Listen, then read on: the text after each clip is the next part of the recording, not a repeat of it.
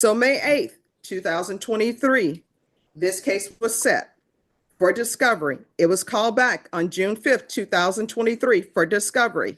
Then it was called back on August 3rd, 2023 for discovery. Then it was called back on October 5th, 2023 for discovery. My problem is everybody comes in here and wants a special setting for trial. I give you a special setting for trial, and then at the last minute, the week before trial, people are not ready.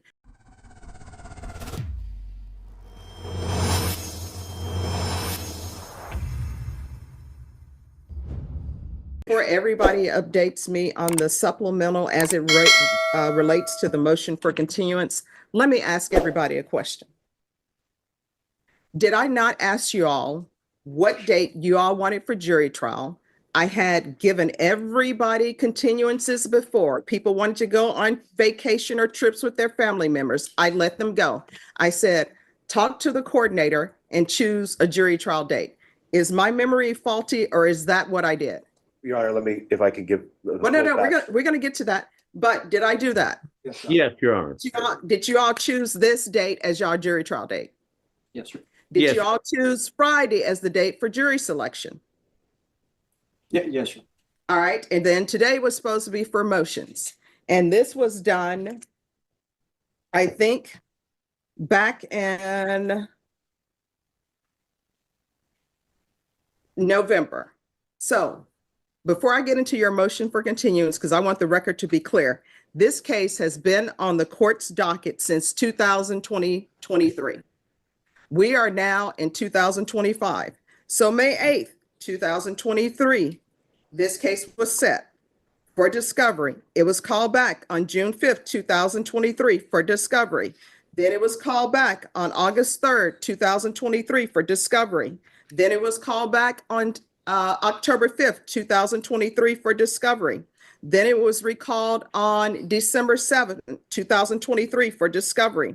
Then it was called on January 30th, 2024 for discovery. Then it was set for jury trial, and it did not go to jury trial because there was more discovery. So then we came back on April 2nd, 2024, and it was set for jury trial for October 14th, 2024. Then everybody said, we can't do that. We have vacation. We have this. Then we came back on September 19th. I'm sorry, we were here on April 2nd, 2024. Then we came back on August 27th, 2024. Then it was recalled for September 19th, 2024. Then it was recalled for September 23rd, 2024. Then it was recalled for October 10th, 2024. Then we had the jury trial scheduled for October 14th, 2024. Then we came back on November 21st, 2024. I told both parties I wouldn't charge a continuance to either side. Then we came back, and here we are. So I will now, I'd like the record to be clear on what is happening in the case. So now I'll hear your motion for continuance. Mr. Garahan engaged. Wait a minute. Let me stop you right there. What do you mean you tried to bring it to the court's attention? We informally approached the court, I believe, on a couple of different occasions to advise that this was a matter of concern, and then eventually we filed Are you talking about motions. when you filed the motion for continuance? The original motion for continuance was not the first time that we had made the court aware of the issue, is what I'm trying to avert to. We were concerned almost immediately in late July, early August of 2024 that this was going to be a matter of concern, and we were trying to get to the bottom of what was going on. But you all picked the court date Well, Your Honor, for the jury trial. yes, and as I'm explaining, that court date was selected sometime long ago. In the course of preparation for that, we found a very, very, very small reference to this firearm in what is otherwise a very, very large amount of evidence. We advised the prosecution of that fact and sent over a draft motion to compel about anything that was related to it. But of course, we didn't need to file or urge the motion to compel because Mr. Garahan, who has been doing an excellent job keeping up with this, was similarly, I believe, and correct me if I'm wrong, not really aware of the firearm recovered from Jalen Bell because previously it had had such little significance. So you didn't file a motion with the court urging the court to compel any evidence, correct? We approached the court and advised the court of the fact that we were trying to sort out this discovery matter between the parties, which we did. We sent a draft motion to compel over to the prosecutor, and rather than having to urge it formally to get an order for the production, the prosecutor undertook his own independent steps to locate that firearm. Have you called him to ask him Multiple when he's times. available? Multiple times. Well, what's the answer? Well, he's physically available for the trial, but he doesn't have any When analysis. will he have analysis done? He hasn't given me a straight answer. Well, you need to call him and ask, because this case is not going to be sitting out here forever. And this is the court's problem. My problem is everybody comes in here and wants a special setting for trial. I give you a special setting for trial, and then at the last minute, the week before trial, people are not ready. People want 200 jurors brought down, and then all of a sudden, we need a continuance. So we're going to stop this hearing. We're going to go and recess on this hearing. You're going to call him, and you're going to find out when he's going to have it done. Yes, Your Honor. But before we stop the hearing, No, we're going to stop it now because you need to call him and find out when it's going to be done. Because I need to know if he's going to have it done in 2 years or 3 years. We'll pick this up where you left off, but that's the number one question for the court. When is it going to be done? I will report back. All right, thank you. Your Honor, may I be heard on about one matter? Yes. Thank you, Your Honor.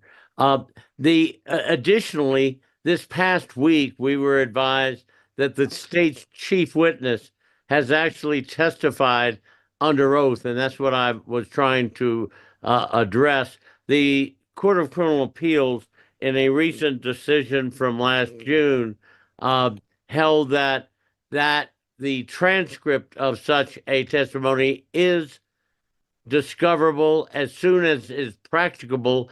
We've been asking for this kind of stuff for years. All right, so this is what I need though, Attorney Goldstein. I need to know when your expert is saying he's going to be done with this. I understand, but we also need the transcript of that testimony because the Court of Criminal Appeals has been very clear. We can't be compelled to try the case if a chief witness has given prior sworn testimony about the same matter.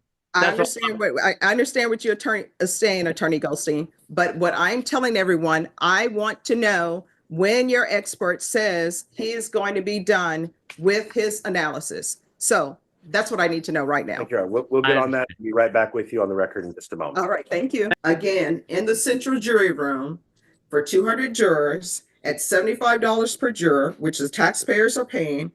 And we were supposed to be having jury selection on Friday, February 7th.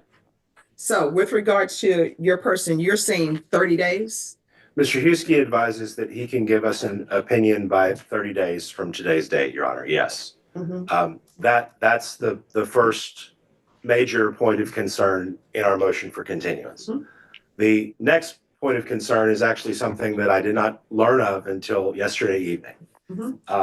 When the co-defendant was pled way back, like in 2017 or 18, it was my understanding that there was a sealed plea agreement that was entered into for that. The state has disclosed the contents of that agreement, and that's not the issue. What I learned of last night is that it appears that when the plea was received by Your Honor's predecessor on this bench, the prosecution put the co-defendant on the witness stand and elicited substantive evidentiary testimony from the witness about Mr. McIntyre's involvement in this shooting as a condition of the plea agreement, or as, I guess, sort of a memorialization of the testimony that she had promised to give pursuant to the plea agreement. All right, so this is what appears to the court. It appears to the court that this is one of those cases because obviously people are not reading things, that this needs to be brought back every day for you all to decide if you all have discovery. And I will tell you this, I'll grant your motion for continuance.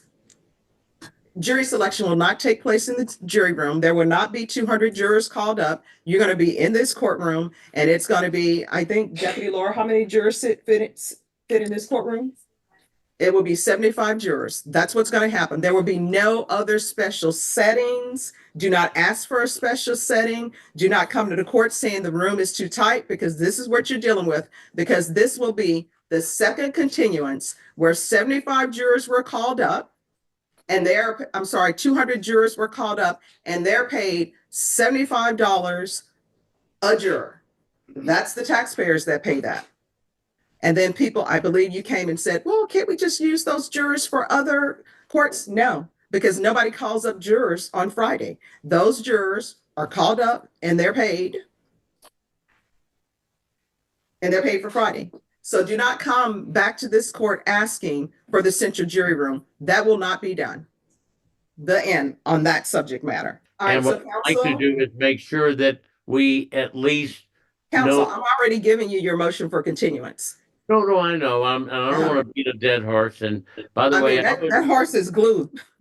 well, I understand, Your Honor.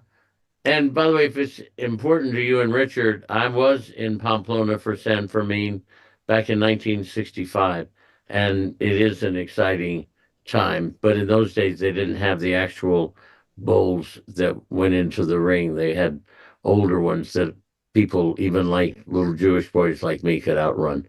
That's not true anymore. This is what we're going to do. Motion for continuance is granted. Norma, set this, since you're taking a while, set this for jury selection is going to take place on March 31st. No problem. March 31st, jury selection. I'm sorry, is that a Friday or is that a Monday? That is a Monday. And then can I be assumed that it would then testimony start the next day? Yes. There will be no further continuances without good cause. Thank you for your consideration and your patience.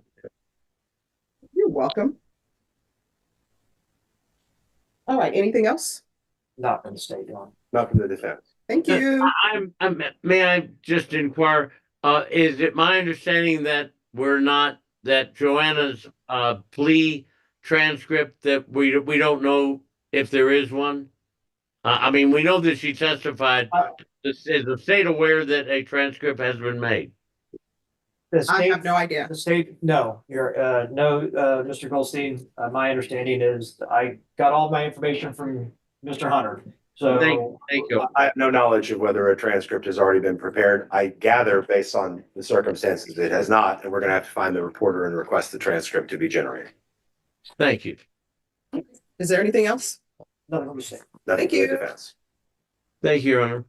You're welcome. May we be